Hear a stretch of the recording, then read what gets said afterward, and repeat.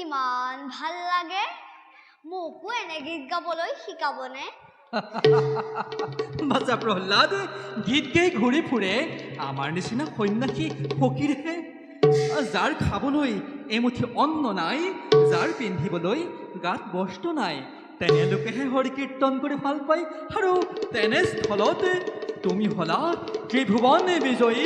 দৈত্যৰাজ হিৰণ্যকশিপুৰ পুত্ৰ ৰাজকীয় সুখ ভোগৰ মাজত থাকি তোমালোকো হৰিনামৰ আৱশ্যক কিয় বাচা লজাৰ ল'ৰা হলেও হৰি কীৰ্তন কৰিব নালাগে বুলি আপোনাক কোনে ক'লে নাৰায়ণে ৰজাৰ ল'ৰা হলে হৰিনাম ল'ব পাৰে সঁচা কিন্তু তুমি হলা দৈত্যৰাজ হিৰণ্যকশিপুৰৰ পুত্ৰ তোমাৰ পিতৃ হৰিৰ ঘোৰ শত্ৰু তুমি যদি হৰিনাম উচ্চাৰণ কৰা তোমাৰ পিতৃয়ে তোমাকে খং কৰিব বাচা মোৰ পিতৃয়ে ঈশ্বৰক মহাশত্ৰু বুলি ভাবিছে কিয় তেওঁকো জানো সেই একেজন ঈশ্বৰে সৰ্জন কৰা নাই সকলোকে একেজন ঈশ্বৰে সৰ্জন কৰিছে সঁচা কিন্তু তোমাৰ পিতৃয়ে এই কথা মানি নলয় আনকি তেওঁ ঈশ্বৰৰ নাম শুনিলে খঙত একেবাৰে উদ্বাল হৈ পৰে তাৰ বাবে আপুনি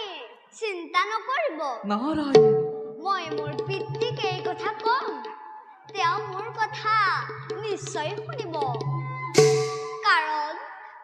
তেওঁ মোক বৰ মৰম কৰে বাৰু প্ৰহ্লাদ তুমি চেষ্টা কৰিলে নিশ্চয় পাৰিবা বাৰু এতিয়া বলা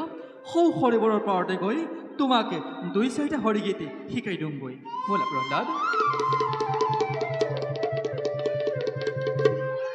শ্ৰৱণ কীৰ্তন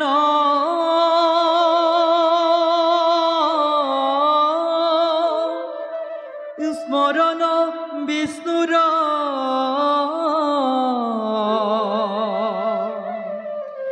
এই অৰ্চন পদ সেৱন দাস্য সখিত বন্দন বিষ্ণুক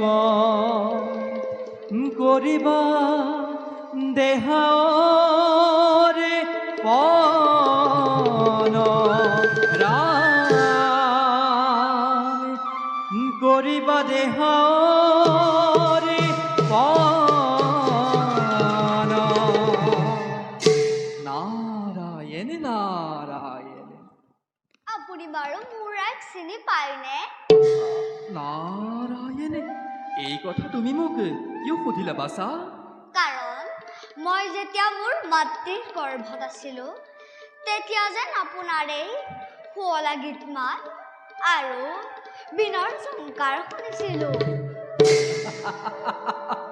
বাচা প্ৰহ্লাদ মই হলো দেখে দেখে ঘূৰি ফুৰা সন্যাসী ফকীৰে হয়তো কেতিয়াবা ক'ৰবাত শুনিবও পাৰা বাৰু এতিয়া আমি সময় নষ্ট নকৰি আগবাঢ়ি যাওঁ ব'লা বিষ্ণু ভক তৰ সংগ লৈবা প্ৰথমত গুৰু মানি শুশ্ৰূষা কৰিবা